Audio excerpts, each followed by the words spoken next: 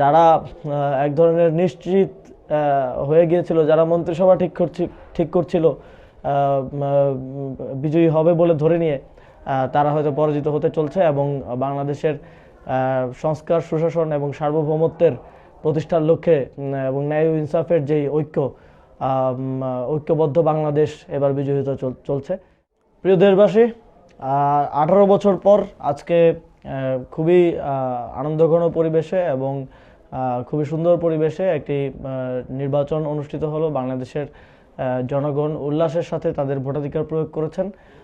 কয়েকটি জায়গায় যদিও অনেক কিছু অনিয়ম হয়েছে, যেমন শাপলাকলির যে আসনগুলোতে নির্বাচন করছে সেখানে বিশেষ করে হাতিয়া, নোয়াখালী 6 এবং ভালুকা অর্থাৎ ময়মনসিংহ 11 আসনে অনিয়ম হয়েছে, জাল ভোট দেওয়া হয়েছে এবং কিছু জায়গায় সাধারণ ভোটারদেরকে ভোট কেন্দ্রে যেতে দেয়া হয়নি এবং তারা আগে থেকেই ধারণা করতে পেরেছিল যে সাধারণ মানুষ ভোট কেন্দ্রে গেলে শাপলাকলির বিজয় সুনিশ্চিত, যে কারণে তারা সাধারণ মানুষকে ভোট কেন্দ্রে যাওয়া থেকে বাধা দিয়েছে। হাতিয়াতে আমাদের যিনি এমপি পদপ্রার্থী হান্নান মাসুদ, তার স্ত্রীর উপরে হামলা করেছে বিএনপির নেতাকর্মীরা এবং এছাড়াও আরও অন্যান্য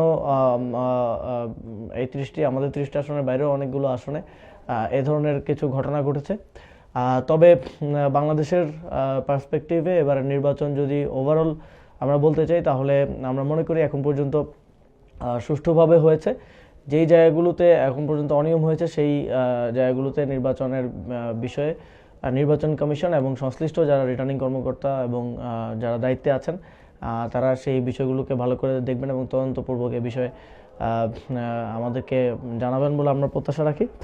তবে সারা দেশে ওভারঅল সুষ্ঠুভাবে ভোট গ্রহণ হয়েছে বলে আমাদের কাছে আমরা বলতে পারি এবং তারপরেও অনেক কিছু থেকে যায়, যেহেতু এখন পর্যন্ত ফলাফল কিছু জায়গায় আসতে শুরু করেছে। তবে আনঅফিসিয়াল ফলাফলটা আসতেও সময় লাগবে এবং অফিসিয়াল ফলাফল হয়তো আমরা আগামীকাল পেতে পারি। সেক্ষেত্রে আমাদের 11 দলীয় জোটের সকল নেতাকর্মীর প্রতি আহ্বান থাকবে, আপনারা কেউ কেন্দ্র ছেড়ে যাবেন না, কেন্দ্রের চূড়ান্ত ফলাফল না নিয়ে কেউ কেন্দ্র ত্যাগ করবেন না, কেউ বাসায় যাবেন না। আগেই 2-1টা কেন্দ্রের ফলাফল পেয়েই কেউ বিজয় উল্লাসে মেতে উঠবেন না, তাহলেই কিন্তু কারচুপি করার কিংবা ভোট গণনায় হেরফের করার সুযোগ তৈরি হবে। সুতরাং আমাদেরকে সতর্কভাবে অবজার্ভ করতে হবে, আমাদেরকে ক্রিটিক্যালি অবজার্ভ করতে হবে যে ভোট গণনা শতভাগ সুষ্ঠুভাবে হচ্ছে কিনা এবং ভোট গণনা ঠিকভাবে রিপোর্ট হচ্ছে কিনা ইলেকশন কমিশনের কাছে। আমরা ইলেকশন কমিশনে থাকছি ফলাফল ঘোষণা হওয়ার পূর্ব পর্যন্ত। আমরাও এখানে সজাগ দৃষ্টি রাখবো যাতে করে ফলাফলে কোনো ধরনের ইঞ্জিনিয়ারিং করা সম্ভব না হয়। সেটার জন্য আমরা 11 দলীয় জোটের সকল নেতাকর্মীদেরকে আহ্বান জানাচ্ছি। এখন পর্যন্ত আমরা কিছু কিছু কেন্দ্রের ফলাফল যা পাচ্ছি সেই জায়গায় আমরা দেখতে পাচ্ছি যে শাপলাকলি, দাঁড়িপাল্লা এবং রিকশার এক ধরনের জয় জয়কার হচ্ছে এবং আমরা অনেকগুলো কেন্দ্রে অনেক বেশি মার্জিনে এগিয়ে আছি।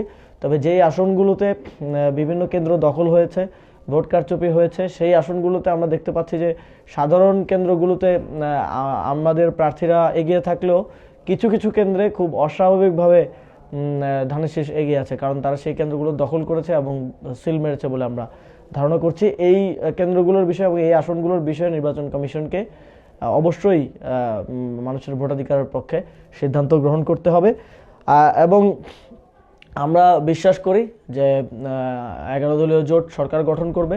এখন পর্যন্ত আমরা যেই ফলাফল পাচ্ছি, বাংলাদেশের জনগণ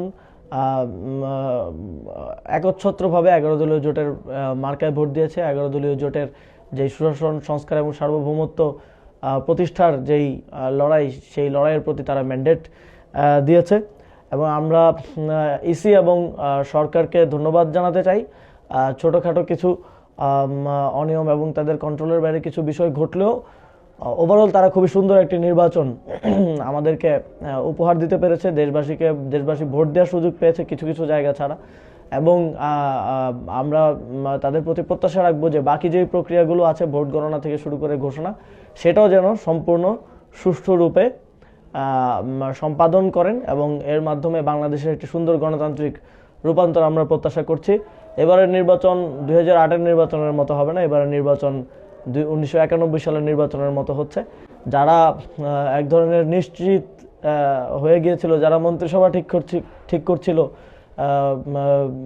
বিজয়ী হবে বলে ধরে নিয়ে তারা হয়তো পরাজিত হতে চলছে, এবং বাংলাদেশের সংস্কার, সুশাসন এবং সার্বভৌমত্বের প্রতিষ্ঠার লক্ষ্যে এবং ন্যায় ও ইনসাফের যেই ঐক্যবদ্ধ বাংলাদেশ এবার বিজয়ী হতে চলছে। আপনাদের সকলকে ধন্যবাদ। আসসালামু আলাইকুম।